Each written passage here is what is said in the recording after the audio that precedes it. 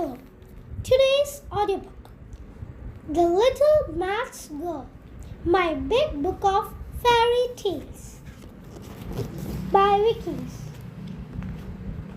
The Little Match Girl.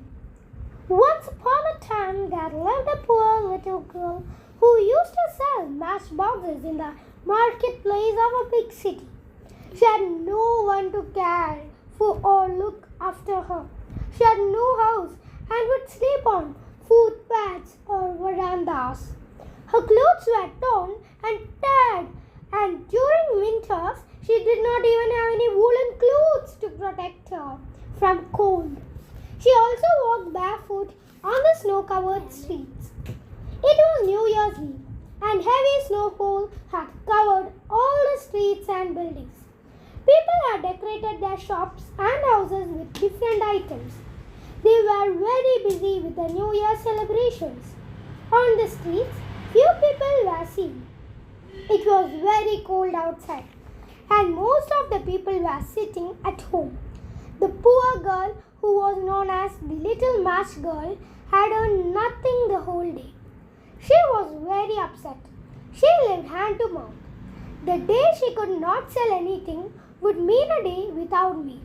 She had tried her best to sell matchboxes, but could not. She was now tired and sat huddled up in a corner of the street.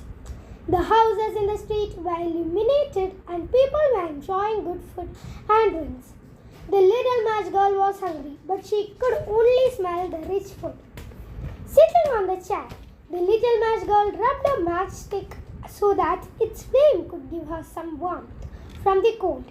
She saw a bright stone in her imagination when she lit up the matchstick. She lit up another matchstick. Continuing with her action, she saw a huge table set with roasted goose, potatoes, apples, and other mouth-watering foods and drinks. When the matchstick burned out, she found herself shivering with cold in a corner. She wanted to continue her dream and rubbed another matchstick. It was extremely fascinating for her to enjoy new sights with the rubbing of each matchstick. She continued burning matchsticks to enjoy the extraordinary pleasures. The enjoyment of burning matchsticks gave a new splash of life to the match girl. She found it amazing and did not want to get rid of such fantastic imagination. She was very happy to keep herself in the warmth of imagination and fancy. The match girl saw various items in her dream. Every time she burnt a matchstick, she saw something new.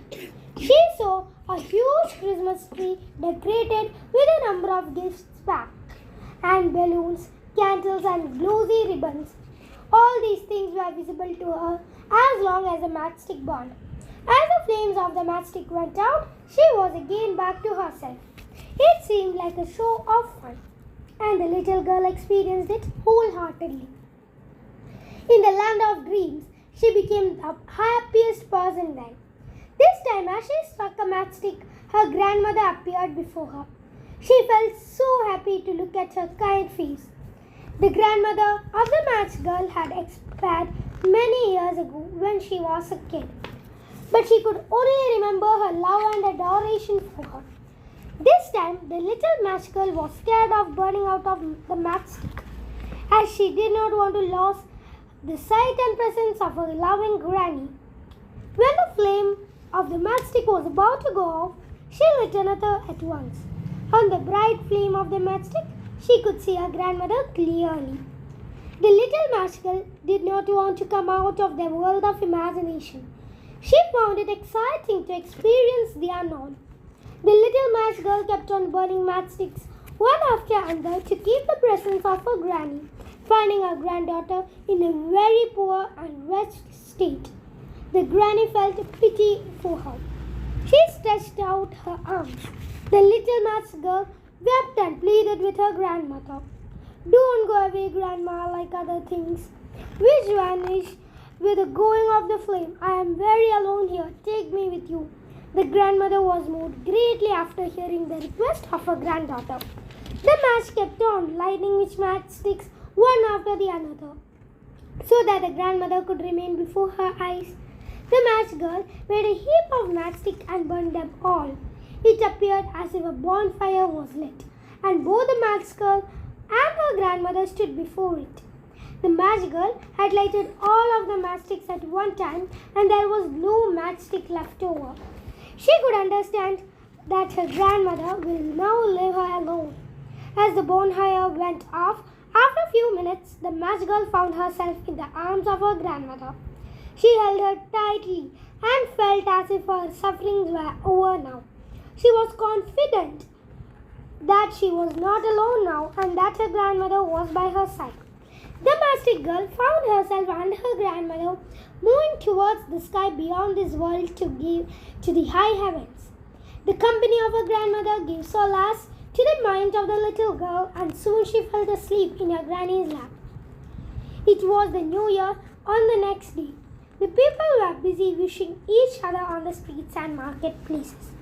Suddenly, a few passers-by saw the little match girl lying frozen and lifeless in one corner of the building. She was dead, and matchsticks lay scattered all over beside her. "Poor girl," said everyone who passed by her, but none cared about the cause of her death, as they had the least time to be off from her moments of enjoyment. The match girl met her destiny. She was resting in peace now. Titled in this series, Aladdin and His Magic Lamp, Alice in Wonderland, Cinderella, The Emperor's New Clothes, Hansel and Gretel, The Little Match Girl, Rapunzel, The Brave Little Tailor, The Frog Prince, The Steadfast Soldier, The Wizard of Oz, and Thumbelina.